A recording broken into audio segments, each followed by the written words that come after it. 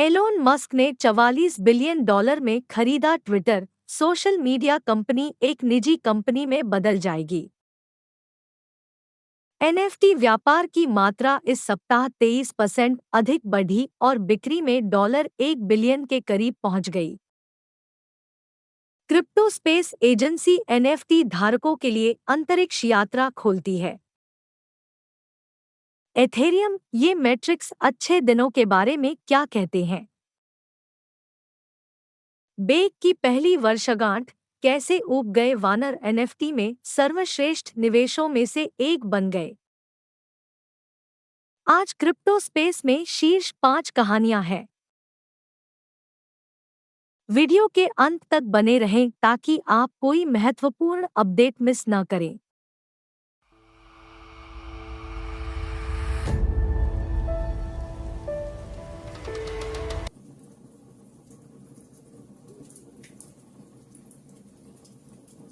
Hello दोस्तों, मेरा नाम अनीता है। कॉन्स्टिस चैनल में आपका स्वागत है। क्रिप्टो करेंसी समाचार पर प्रतिदिन कम से कम एक वीडियो। हमारे चैनल को सब्सक्राइब करें और जब भी हम नए वीडियो पोस्ट करते हैं तो नियमित सूचनाएं प्राप्त करने के लिए घंटी आइकन दबाएं।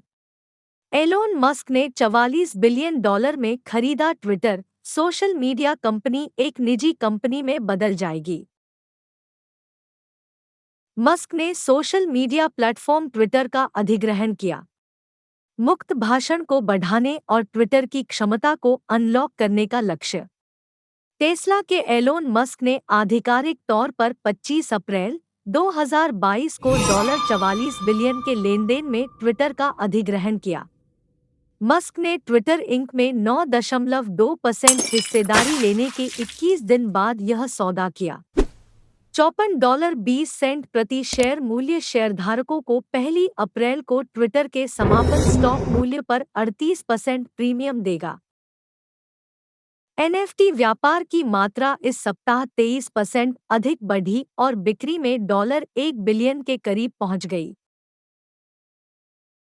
पिछले सप्ताह की तुलना में अपूर्णीय टोकन एनएफटी की बिक्री में 23.56% की वृद्धि हुई है, क्योंकि पिछले 7 दिनों के दौरान 15 विभिन्न ब्लॉकचेन में $945.2 मिलियन की बिक्री दर्ज की गई थी।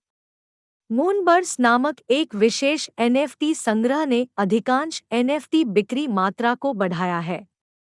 इस सप्ताह एनएफटी की बिक्री में उछाल, मूनबर्स की बिक्री से बढ़ी मात्रा।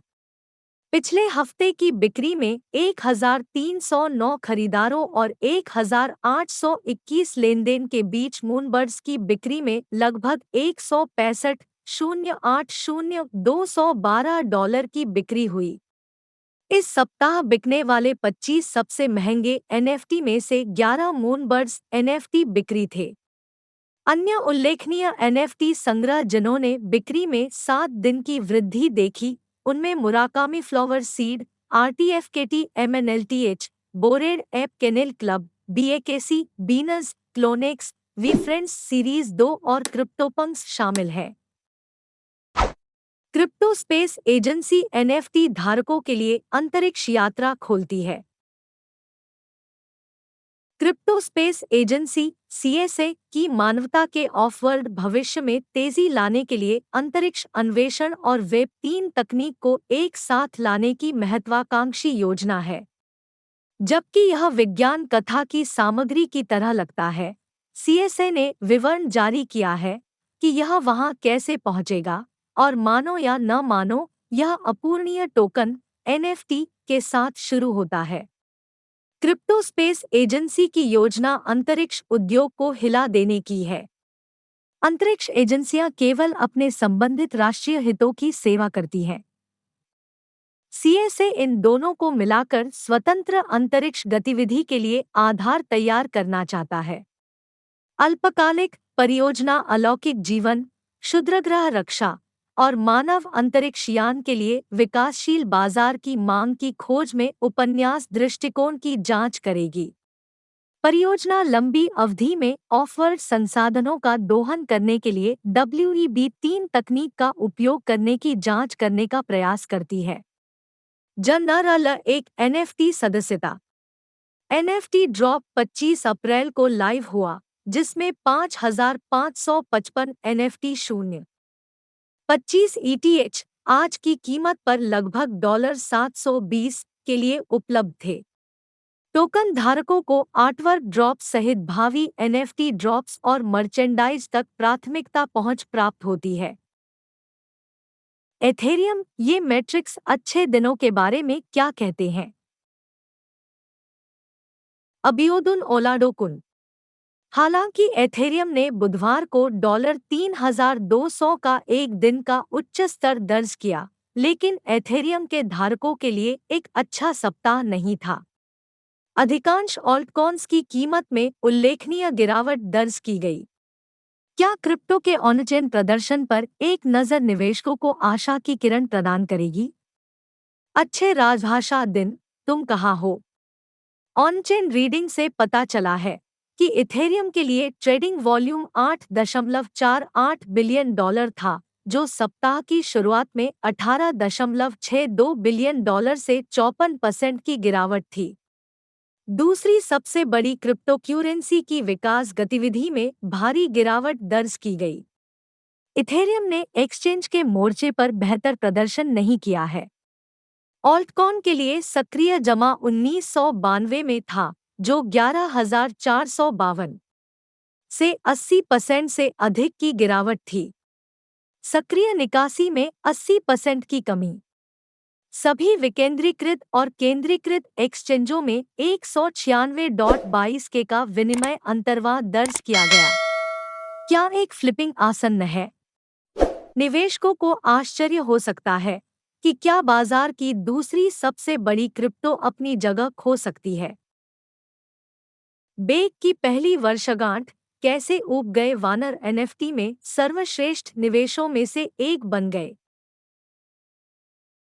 अपूर्णीय टोकन एनएफटी कुछ क्रिप्टोकरेंसी कट्टरपंथियों द्वारा लीवरेज की गई एक गूढ़ अवधारणा थी, लेकिन 2021 में एनएफटी के मुख्यधारा में आने के बाद यह बदल गया। तब से आला ने कई उद्योगों, विशेष रूप से कला और गेमिंग बाजारों को बाधित कर दिया है। हैप्पी बर्थडे, बोर हो चुके एप यॉट क्लब। शनिवार 23 अप्रैल 2022 को अपनी पहली वर्षगांठ मनाई। बॉन्डिंग कर्व ऑफरिंग बीसीओ का उपयोग करने वाली अन्य एनएफटी परियोजनाओं के विपरीत, बेक सार्वजनिक खनन में भाग लेने वाले उपयोगकर्ताओं ने प्रत्येक ऐप के लिए 0.088 लगभग $190 की एक समान कीमत का भुगतान किया। संग्रह के लिए उचित समान मूल्य वितरण को अपनाने के संस्थापकों के निर्णय ने परियोजना की प्रारंभिक अवस्था में सफलता में बहुत योगदान दिया। बेक एक साल में 173 गुना बढ़ा। सभी 10,000 वानरों को सार्वजनिक कार्यक्रम में लगभग एक सप्ताह के लिए खनन किया गया था, उनमें से एक ने द्वितीयक बिक्री में लगभग 0.16 ईटीएच के लिए कारोबार किया था। तब से कीमतों ने छत के माध्यम से गोली मार दी है, 173-600% बढ़ गई है।